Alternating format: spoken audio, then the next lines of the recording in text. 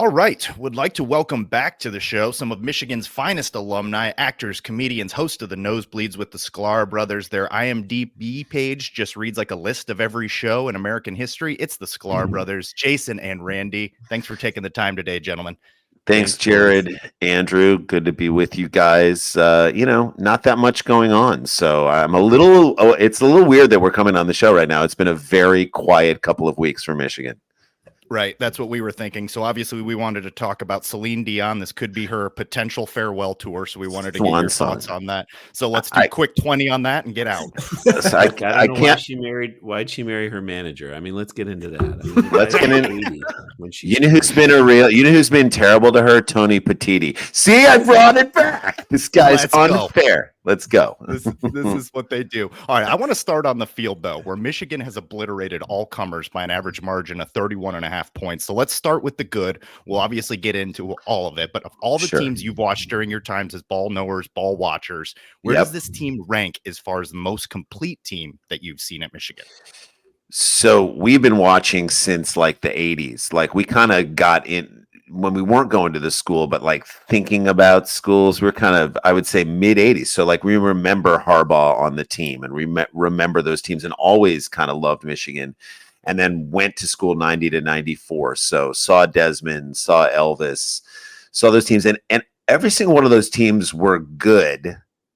I just felt like if something weird happened or they got behind the sticks or, they couldn't overcome certain things. Or I remember all those teams in like the early 2000s, like the Sean Crable late hit on the Ohio State quarterback, 06 to me encapsulated everything it meant to be a Michigan fan. You won all these games. You were so good. And then it took one play, which could have gone the other way, but you're also like, what are you doing, man? Don't do that. And suddenly the dream is gone. This team and the past 3 years have been the best time to be a Michigan football fan, I think, in our history. I mean, I'm sure there were like the Benny Oosterbahn, like those years, like the 40s, and there were probably times in like the 19 teens that they were great.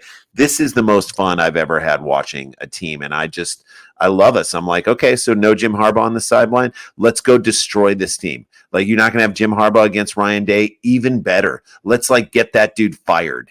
Let's get him fired. Let's like not let up. I'm talking fourth quarter. You have the lead. You have the win. You're in victory formation.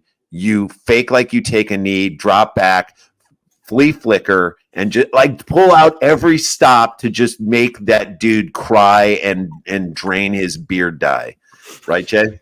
Yeah. I mean, look, I agree with everything Randy said. I think the difference is J.J. McCarthy. I think for the first time we have the kind of quarterback. Tom Brady wasn't that in college. I think a lot of people want to have revisionist history and be like, Tom Brady was the greatest quarterback. He wasn't. He didn't even win the starting job. I mean, you had Drew Henson, who was the highest recruited quarterback ever at the same time as Tom Brady, and they were vying for starts. Tom Brady did some amazing things. That Orange Bowl against Alabama. 2000, that was incredible, but it was a great comeback. It wasn't like we were dominating. He had to keep coming back and coming back and coming back. I think they were down 21 or 14. So, and that was an overtime win. I feel like J.J. McCarthy, we haven't had a quarterback that has had the intangibles, the kinds of things, and the talent.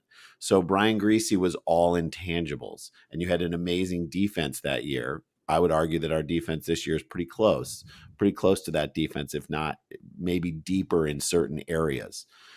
But I think having the kind of quarterback who can say, I'm going to put it on my shoulders.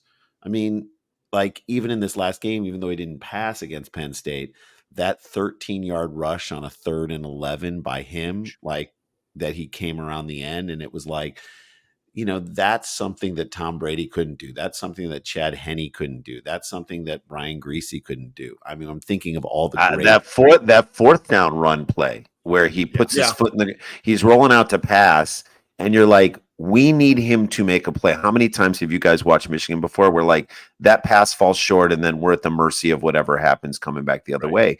But he puts his foot in the ground and makes just the best play ever. And you're like, all right, this might be our year. It's like the reverse of the Crable play. Like I always in my head was like, oh, some Crable play is going to get us. Some play, and Crable was amazing, by the way, incredible in that game. But like some dumbass play is going to destroy this for us.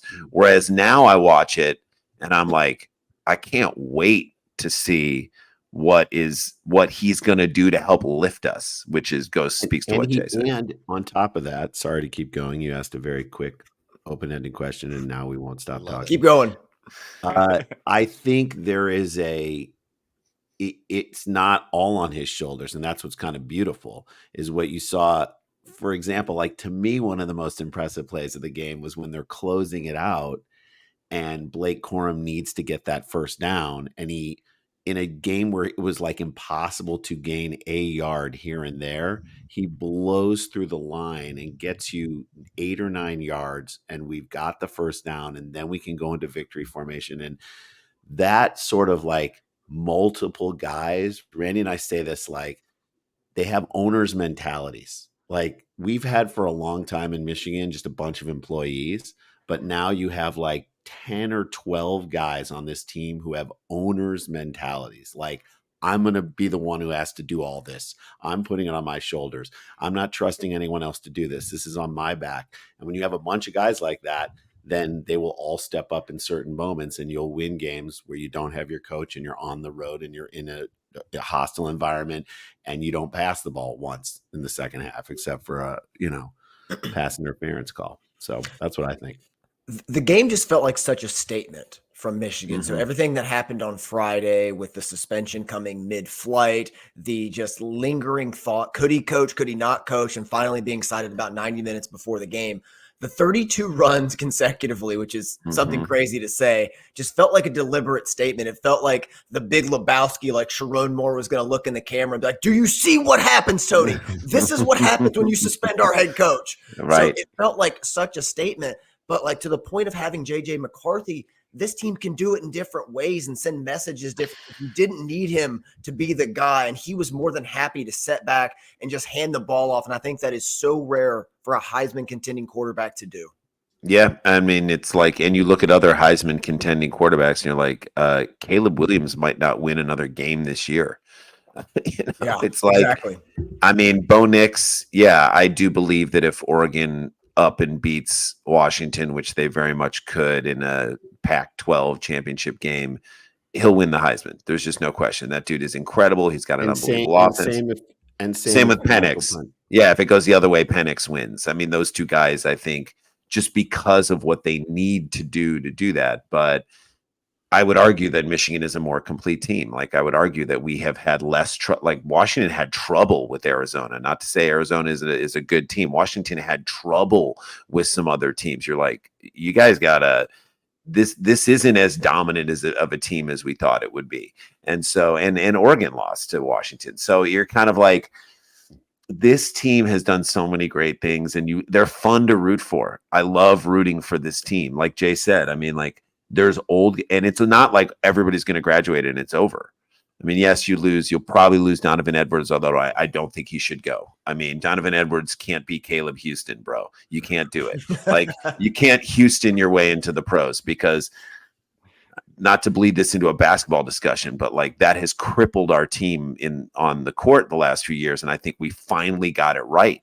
If you're going to get one and dones, let's get old dudes who know what they're doing, rather than freshmen who suck and like don't know what they're doing, and we have to go through the growing pains of what they're doing to like then not reap the benefits of their sophomore and junior years. Let's get the guys who already know what they're doing and then make the team, which is what they did this year, which is why they're so fun to root for this year. But I just love it. And you're like, okay, well, who's coming back next year? Oh, I don't know. Kenneth Grant, football gift of the gods. Mason Graham, who may be the best defensive lineman we've ever had. I'm excited about our offensive line. I think this year was Derek Moore, Zeke Berry, Will Johnson, Zeke Berry, Will Johnson, Keon Sabb. I'm going to say Junior Colson should come back and Ernest Hausman. You could have another lights out team. Rod Moore should come back. I know he thinks he probably can't, but he should probably come back. He needs to come back. He has not done enough. Like, he got burned on the Theo Johnson touchdown. Just shows me that like he's not like. he's not making all those plays. He needs to come back. Like Sainris still needs to have a conversation with Rod Moore and say, look, I love you, dude, but you're not there. You need to come back for one more year, and you need to make this defense yours. You couldn't do it this year because you were injured. So, like, you could be a lights out defense next year. Yes, you'll probably lose like a couple of games next year. You got some tough ones, but like, you'll make the playoffs. Yeah, absolutely. You guys rattled off some great names there, and Michigan been kind of made into a villain over the last couple days when I never really saw this team like that. There's a lot of likable guys, JJ and Blake, and what they do with their NIL money and things like that. Mm-hmm. But with what you saw on Friday and Saturday, this saga that's continuing to bleed into this week, have you ever seen the Michigan faithful, alumni, former players, the staff, the fans? Have you ever seen them this galvanized and this together behind the team? No, because we've been afraid to say it because you're like, ooh, we're going to get whooped. Like, let's stick our chest out and be proud about being Michigan. And then you're going to lose by like 30 points to Ohio State. But we don't feel that way. Talk about wanting motivate. Like, this team didn't necessarily need motivation, but you got it in a big way. I mean, coaches, I believe, are probably always like, you'll hear like Nick Saban, you know, after they're like, Alabama hasn't lost a game in 4 years, like after the game, be like, everyone counted us out. We had a chip on our shoulder. Like, who counted you out? Nobody counted you out. But in this case, Harbaugh and whoever's motivating the team, which I'll say is probably Harbaugh, but all the other coaches in line underneath him are saying, you know what they're saying about you? They're saying that the only reason why you won is because of sign stealing. You know what they're saying about you? They're calling you cheaters. They're saying you can't win the games against the teams when they take away your quote unquote advantages. What are you going to do about it? What are you going to do?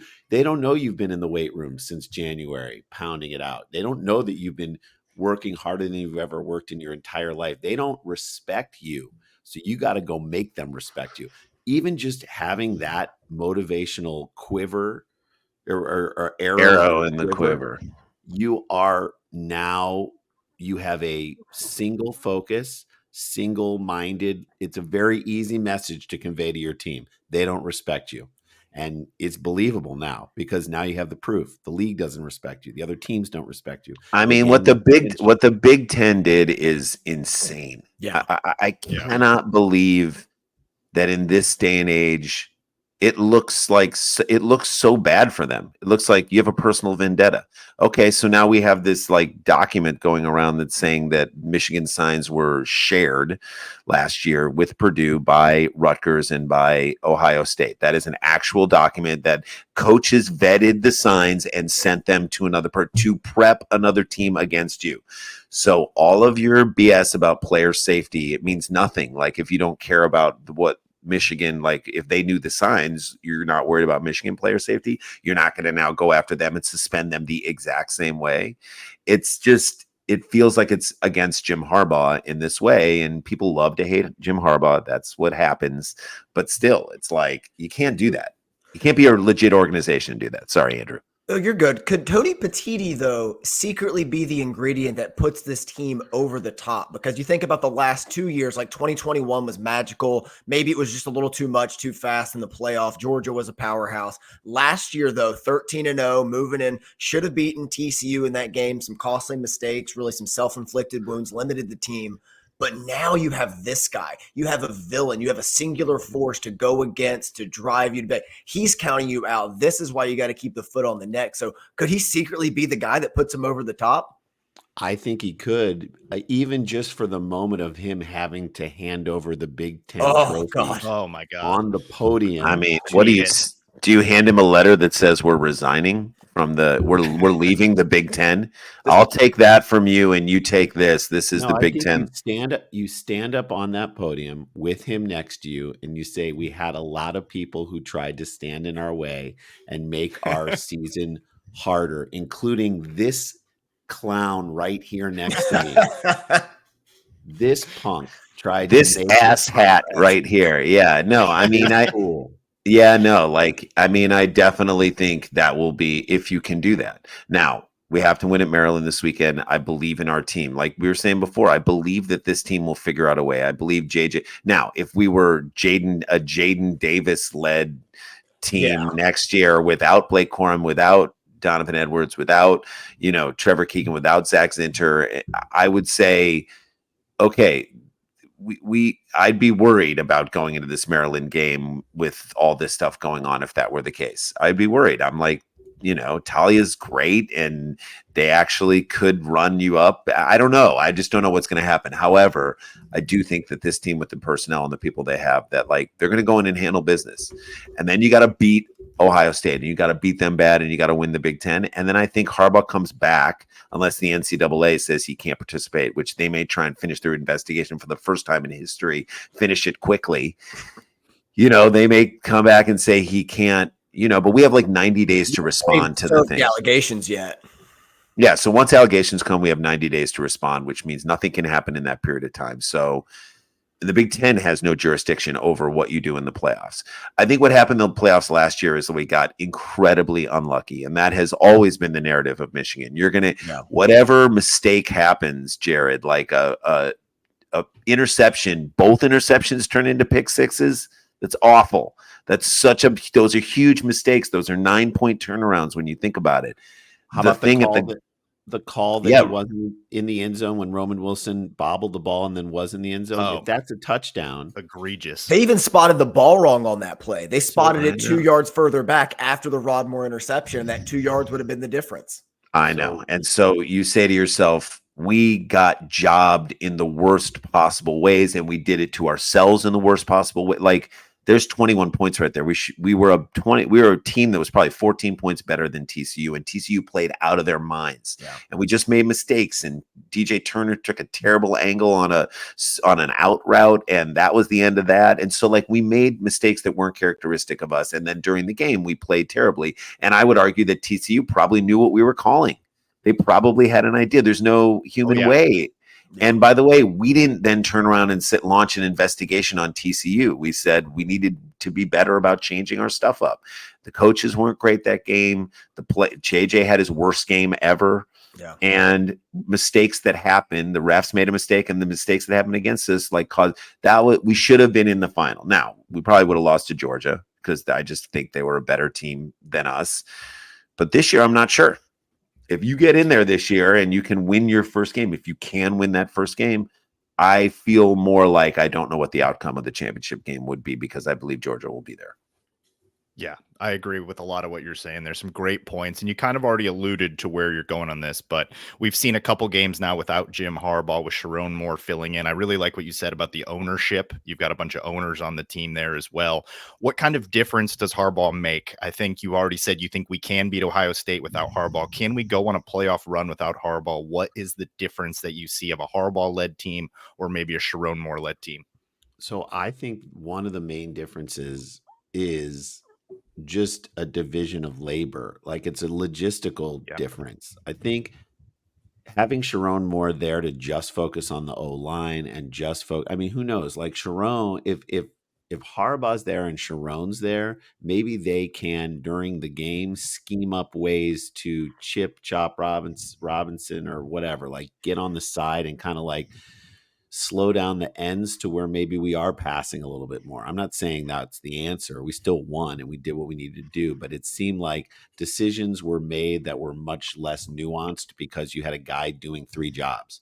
So I think with Harbaugh there, your experts are in each of their individual places and can really put their focus on what's going on. And then Jim can have the overall game plan in mind. I think it's just better for your team to have him there. And I think he does motivate these guys. They love him. Like you saw what, the raw emotion of Sharon Moore after the game, the F-bombs on Fox, which was magical, and his immediate deference and love for Jim Harbaugh in that moment. I think that's the way the players feel. So there is an emotional intangible, right, Rand?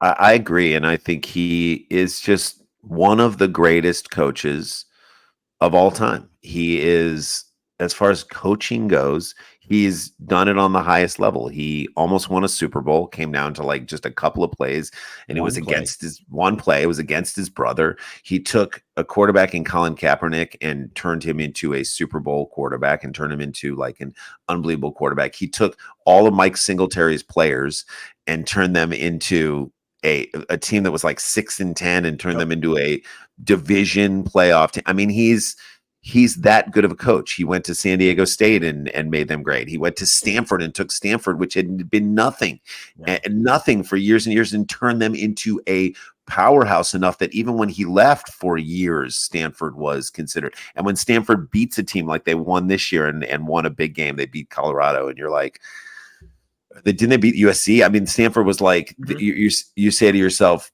oh, that's Harbaugh's legacy that he left there. So he is an amazing coach. You definitely want him on the sidelines. And he hates Ryan Day. He hates him.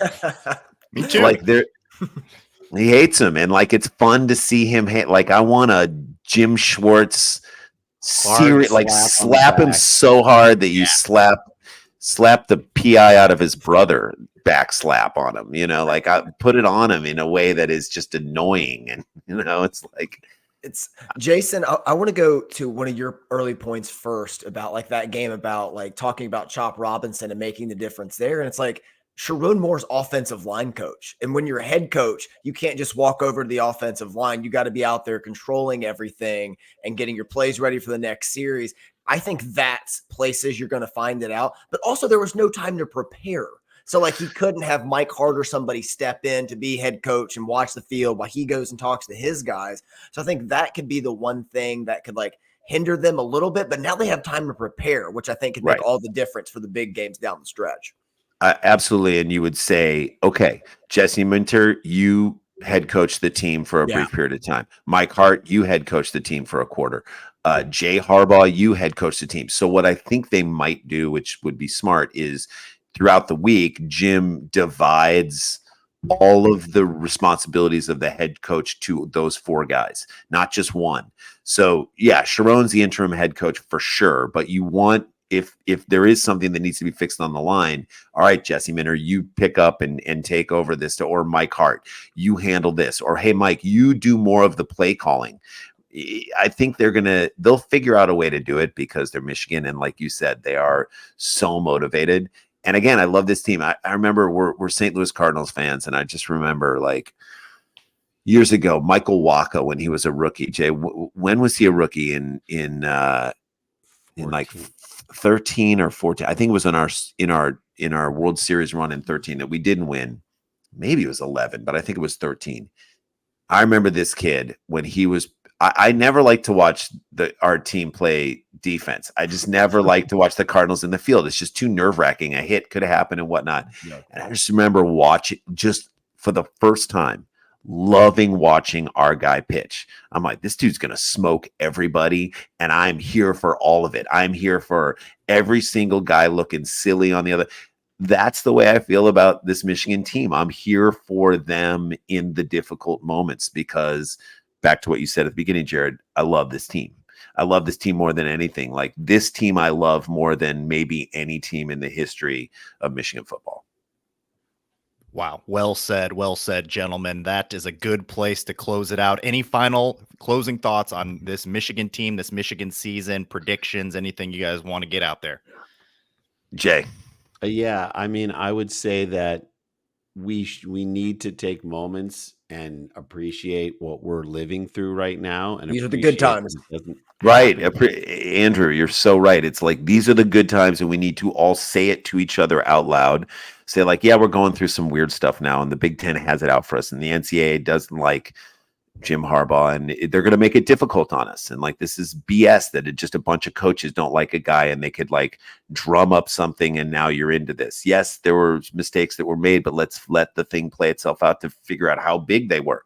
And I think everybody here, and you guys agree or disagree with me, if there were other coaches involved, if it got all the way up to Harbaugh, that this scandal, which I don't even think is as big of a scandal, but this rule breaking that doesn't really impact the game that much. But if it got all the way up where Harbaugh's like, we'll pay you back, Connor, for the tickets that you've done, or Jesse Minter said, get me this information and what, okay, then he's got to go. And then the penalties should be severe, and like, we should take our medicine. I think everybody believes that. I think the sane people believe that. If anybody's like, no, no, you take your medicine and that's what it is. But if this is like trumped up by Ryan Day, who's afraid he's going to lose his job because he's going to lose for the third time in a row, so he's like, I can't beat him on the field, so let me dig up some dirt on him. We got to beat this down. But like Jay said, this is the best 3-year run I can remember in the history of Michigan football. So especially on the heels of maybe the worst 17 years that I can remember in Michigan football. I don't know. I'd say 18 and 19 were amazing until the game. They were those were like amazing seasons. I mean, Chase Winovich, the revenge, and 15 was a surprise, and 16 was pretty good too until the game. So yeah, I mean, we've had some good times, but these are halcyon days. We need to appreciate it. We need to love it. I mean, in my heart of hearts, I believe there's a more than ever do I believe that we'll get to the championship game. I can't predict what would happen in the championship game, but I do see a world where we win this weekend against Maryland. We beat Ohio State at home. We beat a lesser West team, and we make our way to the playoff, hopefully with a decently high ranking because of a defeat over Ohio State as we head down to the wire. And then we play maybe the third or fourth ranked. I mean, no matter what, if you make it into the playoff, you're going to be seated in the opposite thing from Georgia. So you're not playing Georgia in that first game. I just don't see that, especially if you're undefeated and Georgia remains undefeated. They'll be number one just because there's an SEC bias, but you're not going to play them in that first game. You'll probably have to play them in the second game if you're lucky enough to win that first game. So, yeah, I mean, playing Georgia again in the championship game, like poetic. It's poetic. What could be wrong? And if you lose to that team, I got no problem with that. I got no beef. Of course, I want to win it all. Like, we want to win it all. We want to win it outright on the field. No Nebraska tie BS like in 97. None of that stuff. You win it outright on the field, and this team would be triumphant. And I think if it happened, you'd see JJ go. You might see Harbaugh go. Who knows? I mean, who knows? The good news about all this stuff is, like, I'm feeling better about the coaching of these other guys if we need to find a replacement down the road. I'm happy, you guys. I'm happy, and I'm going to choose to be happy about this. So, and it's so good to talk to you guys. Absolutely, man. The pleasure was all on this side. We are on board in the first class train, choosing happiness here in the halcyon days. Well said, gentlemen. Two of the hardest working men in show business. Where can we catch you next? Where can we listen to your stuff? Yeah, so we do a podcast, sports podcast every week that you guys would love. We talk about Michigan. We've talked about them a lot in the last few weeks. It's called View from the Cheap Seats. It's our look at the week in sports. And when I say week in sports, I mean the WEAK, the week in sports. And that happened this past week. Great guests, delve into like some of the biggest subjects and then the weirdest stuff that's happening. So that's available wherever you get podcasts. And then we do a podcast called Dumb People Town, which is us and our buddy Dan Van Kirk. And we just, with comedy guests, like break down the dumbest news stories that have happened in the last like couple of months. And it's just pure fun. So both those are great. And if you go to supersklars.com, you can follow us and see where we're coming to you. We've got a lot of stuff. We're going to be in Cleveland, Ohio, December 1st and 2nd at Hilarities, but we are coming back to the first place we ever got paid to do comedy in Detroit, Mark Ridley's Comedy Castle, the first weekend in March. I think it's February 29th, March 1st, and March 2nd. And so please just come. We'd love to see, I mean, fans of this show, of course, like we would love to see you guys out at those shows. So that's really fun. And then, of course, if you follow us on social media, at Sklar Brothers everywhere, on Threads and TikTok and X, if you want to call it X, or Twitter, and then Instagram. Follow us on Instagram at Sklar Brothers, and we let people know, hey, this is coming up. Hey, we might be doing this, and you can see us on this right here. So that's a good way to follow us. And you'll see us all over Michigan stuff, because it's like our passion and our love and our escape from everything. It's been such a beautiful escape. And I'm going to say this. I love this basketball team too. I said at the beginning, I love this basketball team. I don't know where they're going to go. I don't know what's going to happen when they have adversity, but Doug McDaniel, man, that dude. McDaniel, we thought the ceiling was Xavier Simpson. It might be Trey Burke. Think about that. Yeah. I mean, I'm with you on that one. I'm excited about it. So much more fun. I don't know if you know what the Ewing theory is from Bill Simmons. Like, you lose your best player, but get more entertaining and maybe better. There's some Ewing theory going on there with this team right now. I absolutely think so. Not to Addition by take it. subtraction. Addition by subtraction. Like I remember when, as Cardinals fans, we lost Mark McGuire after he was hitting all those home runs before we knew about how deep the steroid use was and what a black market was. But we had just watched this guy hit home run after home run after 72. He's hitting all these home runs or 70, and we're like, I can't believe we lost him and we don't have him anymore. What is? And then Pujols comes. Yeah. You know what I mean? Yeah. It's like we were like, we're dead. We're never going to win ever again. And then it opened door for. So the door hath been opened for Doug McDaniel too. And the great thing about Doug is I love that he's 5'9". Okay, he's not going to the league next year. He's not Caleb Houstoning. He's not Musa Diabateing. He's not Jed Howarding. He's going to stick around, and so is Terrace Reed, and that's your core. And you get a cut, and so is the Prez, George Washington III. He's not going to do it this year, but he may be better next year. Like Ahmad and Cheddar, maybe these guys in 2 years are going to be like that core of the four of those guys, and then you add people to it like Connie Roos and stuff. But like, I believe where this thing is going right now in like the most positive way. So this is a good time to be a Michigan sports fan. The absolute best. Gentlemen, thank you so much for your time. We really appreciate it. Michigan versus everybody the rest of the way. Go blue, gentlemen. Go blue. Thanks, boys.